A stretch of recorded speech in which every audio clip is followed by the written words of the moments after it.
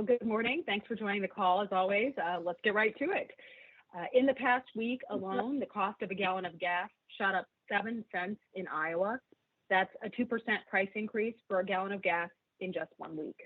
And I've heard from folks who are only filling up their tanks halfway right now to try and wait out the price increases, hopeful they'll go down. I've heard from people who are driving by the gas station in the morning, and then they see the cost of the gallon way up and they drive by that same station later in the day. So it's abundantly clear we are in the middle of an energy affordability crisis, and this has become the top issue that I'm hearing about from folks at home. But the Biden administration, now 1 year in, is taking a wait and see approach instead of taking action to help our working families be able to afford to fill up their tanks and turn on the heat this winter. Very cold day this morning. As I know, my kids' bus broke down actually this morning on the way to pick them up. And we know American families are struggling to heat their homes. President Biden has asked our foreign adversaries to increase output to bring down prices while ignoring American and Iowan options. And he's willfully ignoring the solutions to bring down the cost of energy by sidelining our domestic resources. So that's why I'm calling on the administration to work with us in Congress to implement an all of the above energy strategy that prioritizes Iowa's biofuel industry to help bring our costs down, support rural America, and also bolster our national security. So this strategy includes 3 pieces of legislation. The first piece of legislation is the Year-Round Fuel Choice Act. This is a bipartisan, bicameral bill that allows retailers nationwide to sell E15 blended fuel year-round. This blended fuel is an on-hand, Iowa-based solution to reduce our country's dependence on foreign energy right now and to bring down costs for consumers at the pump. We should be increasing access to lower carbon, lower cost fuel sources. Secondly, we should pass the Defend the Blend Act. That's legislation I introduced in December. Again, this is bipartisan and bicameral supported as well. This legislation prevents the U.S. Environmental Protection Agency, EPA, from retroactively reducing biofuel blending requirements. Iowa's biofuel producers stand ready to address our fuel supply challenges, and despite every promise then candidate Biden made to Iowa's ethanol industry on the campaign trail, his administration has delivered gut punch after gut punch to our producers. Increasing biofuel blending requirements in our transportation fuel will help to bring down the cost of gas today. We should be advancing these bills right away. And thirdly, we need to implement the Strategically Lowering Gas Prices Act. This legislation would prohibit the president from tapping into the Strategic Petroleum Reserve if there's an active executive order blocking oil and gas leasing on federal lands that would otherwise be available. We should not be using the Strategic Reserve if domestic resources are left untapped. With gas prices on the rise in Iowa and across the country, our families cannot afford inaction from Washington. We need to act now. We can bring down the cost of gas. We can bolster our national security if we adopt these common sense solutions. And I'll work with anyone who's willing to work with me to help ease this burden on working families in Iowa and across the country. As I mentioned, many of my solutions to these problems are bipartisan and bicameral. So I will continue calling for an all of the above energy strategy that prioritizes Iowa's biofuel industry. And before opening it up for questions, I just wanted to follow up on an announcement I made yesterday.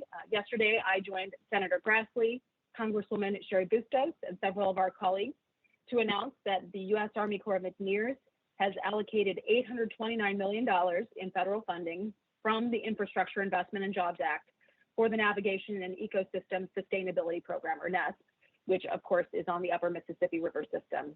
This is funding that we secured after sending a letter to the U.S. Army Corps requesting that they prioritize funding the construction of NESP along the upper Mississippi River.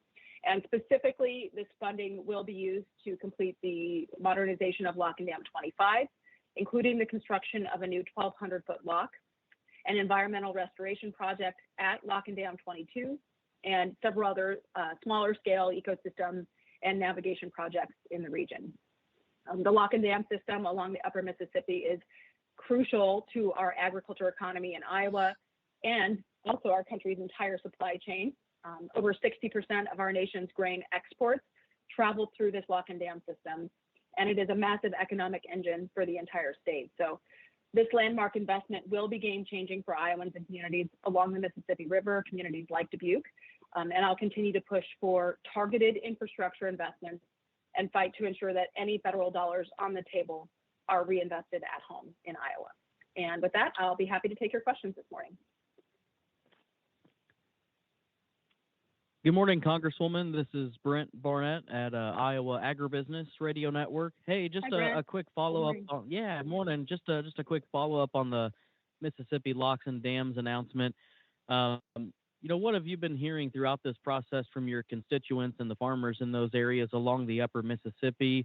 And also, do you feel that they'll be pleased with this announcement of $829 million? Yes.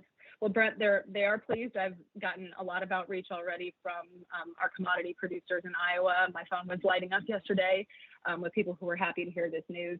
It's about access to markets, and our producers want to make sure that access is continued. And this is obviously a priority that I've been advocating for some time. Our lock and dam system needs these upgrades, and so I, again, continue to advocate for targeted investments in places like this that I've heard from Iowans that this is what they want to see happen. So very excited to see this come to fruition. Thank you. Good morning. Matt Kelly with Radio Iowa. What's your response to critics who say you're taking credit for the lock and dam funding, which was part of the infrastructure bill that you voted against, calling it socialist and spending at its worst? Well, I support and I've advocated for, as I said, targeted infrastructure investments like this one. But the infrastructure package in the House wasn't targeted, and it was tied to trillions of dollars in additional spending. So this is where we are. It passed. And if there's federal money up for grabs, I'm absolutely going to fight as hard as I can to make sure Iowans' tax dollars are reinvested back home. That's why I worked with a bipartisan group of my colleagues in asking the Army Corps to prioritize these upgrades. And I think it goes without saying, but I'm always going to fight for what's best for our communities. And if the federal government is going to spend money, it's been allocated, I want it to be spent in Iowa, not elsewhere. So if there's federal money on the table, do you think I'm going to sit back and let that go to states like California and New York? Hell no, I'm going to make sure as much of it comes back to Iowa as possible. And that's exactly what I did with my colleagues.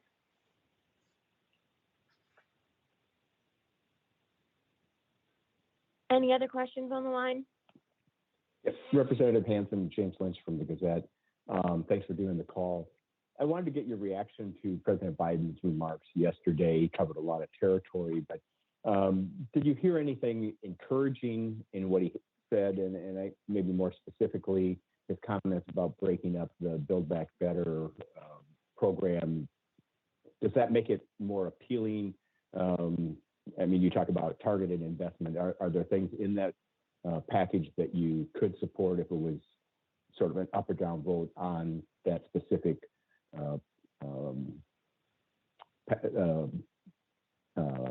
spending rather than a whole package?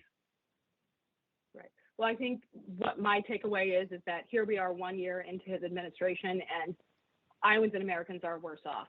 We have a 40-year high of inflation. We have supply chain crisis. We have a workforce crisis. We have a border crisis. Our world reputation is under attack. And this is what American families are seeing and hearing. And yet we're hearing from President Biden that they want to double down on these priorities however they can. This is a trifecta of trouble, and the American people are seeing it. It's why President Biden has low approval ratings. It's why when I go home and talk to Iowans, I'm coming back to DC and actually telling their stories about inflation, and not just being a number. Inflation is the elderly on a fixed income who is worried about paying their energy bill. It's the mom who's putting less in their grocery cart because they're concerned about putting gas in the tank. And it's the small business trying to get people to come to work so they can keep their lights on. And their solution to everything right now is just spending more money. We need to make sure we're holding them accountable, and that's exactly what I will continue to do, and focus on the solutions that will actually help our working families. Congressman Hinson, Shane Vanderhart, the Iowa Torch. I was just curious, what are your thoughts about this launch of a website offering free COVID-19 tests? Is that a step in the right direction for the Biden administration in the response to COVID-19, or is it enough, or is there more that they could be doing? Yeah. Well, unfortunately, Shane, what we saw with the $1.9 trillion in spending in early 2021 was that only 9% of that was actually directed toward public health measures that could have helped us to control this virus almost a year ago. So again, I would call that strike one. I've heard from a number of people that yes, they need access to testing, but there were already flaws in this program. People who have PO boxes, for example, can't register to get a test. So there's a lot of challenges already with this rollout. This is something that we should have been addressing a year ago, again, rather than doubling down on priorities that don't actually help American families and actually helped to drive inflation last year, and did nothing to help control the spread of the virus.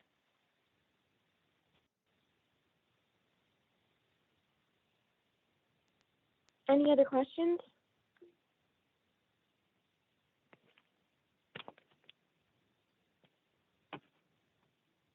All right, well, if there is nothing else, we'll go ahead and wrap up. Thanks for dialing in, and have a good weekend. Thanks, everybody.